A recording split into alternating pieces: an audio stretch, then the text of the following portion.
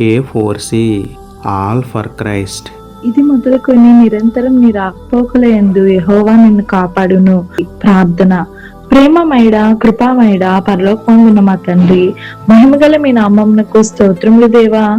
అయ్యా, మేము చేస్తున్న ప్రయాణాల్లో మాకు తోడుగా ఉండండి. ప్రమాదాలు జరగకుండా కాపాడండి తండ్రి. పాపం కొరకే ప్రయాణాలు చేయకుండా మా పనుల కొరకు, పరిచర్య కొరకు ప్రయాణాలు చేసే పరిశుద్ధ జీవితం మాకు అనుగ్రహించండి తండ్రి.